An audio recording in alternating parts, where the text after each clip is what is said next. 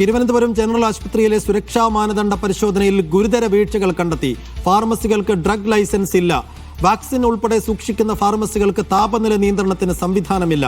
ഉപകരണങ്ങൾ അണുമുക്തമാക്കാനുള്ള സംവിധാനം കാര്യക്ഷമമല്ലെന്നും റിപ്പോർട്ടിൽ പറയുന്നു.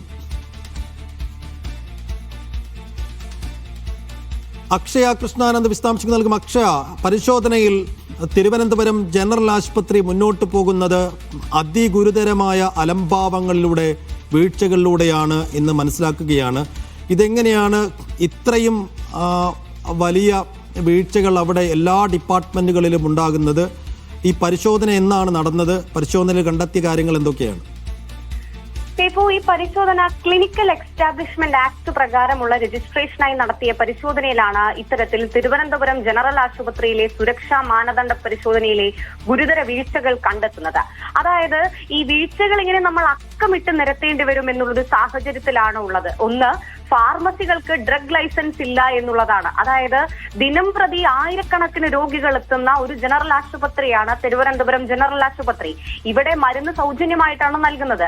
ഈ ഫാർമസിയിലാണ് ഡ്രഗ് ലൈസൻസ് ഇല്ല എന്നുള്ളൊരു ഗുരുതര വീഴ്ച, ഒരു ഗുരുതര പിഴവ് ആശുപത്രിയുടെ ഭാഗത്തു നിന്ന് സംഭവിച്ചിട്ടുള്ളത്.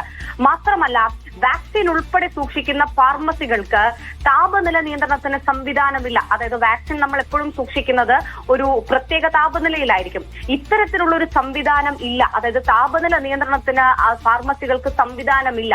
മാത്രമല്ല, റേഡിയോഗ്രഫി യൂണിറ്റിന്റെ ലൈസൻസ് 3 മാസം മുമ്പ് കാലഹരണപ്പെട്ടു എന്നുള്ള മറ്റൊരു കണ്ടെത്തലും കൂടെയുണ്ട്. ഇതൊരു വലിയ ഗുരുതര പിഴവ് തന്നെയാണ്. അതായത് നമ്മൾ സാധാരണയായിട്ട് എക്സ്റേക്കൊക്കെ ഉപയോഗിക്കുന്ന സംഭവമാണ് ഈ റേഡിയോഗ്രഫി എന്ന് പറയുന്നത്.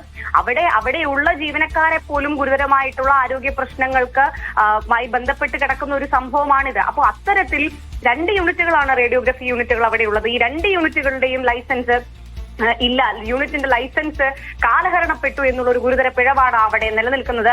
മാത്രമല്ല, നർക്കോട്ടിക് മരുന്നുകൾ സൂക്ഷിക്കാനും ലൈസൻസ് ഇല്ല. പിന്നീട് ഉപകരണങ്ങൾ അനുവാദ മുക്തമാക്കാനുള്ള സംവിധാനങ്ങൾ കാര്യക്ഷമമല്ലെന്നും റിപ്പോർട്ടുണ്ട്. ഇതിനെല്ലാം പുറമെ ഫയർ NOCയും പൊല്യൂഷൻ സർട്ടിഫിക്കറ്റും ആരോഗ്യ വകുപ്പിന്റെ മൂക്കിൻ തുമ്പത്തുള്ള ഈ ആശുപത്രിയിൽ ഇല്ല എന്ന് പറയുന്നത് അധികൃതരുടെ ഭാഗത്തു നിന്നുള്ള വലിയ പിഴവ് തന്നെയാണ് എന്ന് പറയേണ്ടി വരും.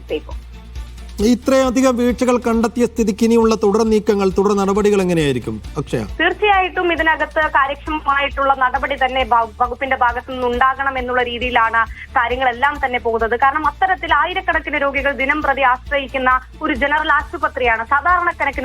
സാധാരണക്കാരായ മനുഷ്യന്മാർ ആശ്രയിക്കുന്ന ഒരു ജനറൽ ആശുപത്രിയാണ് തിരുവനന്തപുരം ജനറൽ ആശുപത്രി എന്ന് പറയുന്നത്. അപ്പോൾ സ്വാഭാവികമായിട്ടും ഇത്തരത്തിലുള്ള ഗുരുതരമായിട്ടുള്ള സുരക്ഷാ വീഴ്ചകൾ അത് രോഗികളെ കൂടി, അവിടുത്തെ ജീവനക്കാരെ കൂടെ ബാധിക്കുന്ന വിഷയങ്ങളായി വരികയാണ്. അപ്പോൾ എന്തായാലും അടിയന്തരമായി തന്നെ ആരോഗ്യ വകുപ്പിന്റെ ഭാഗത്തു നിന്ന് നടപടി ഉണ്ടാകുമെന്നുള്ളൊരു തീരുമാനത്തിലേക്കാണ് ഇപ്പോൾ കാര്യങ്ങൾ കടക്കുന്നത്.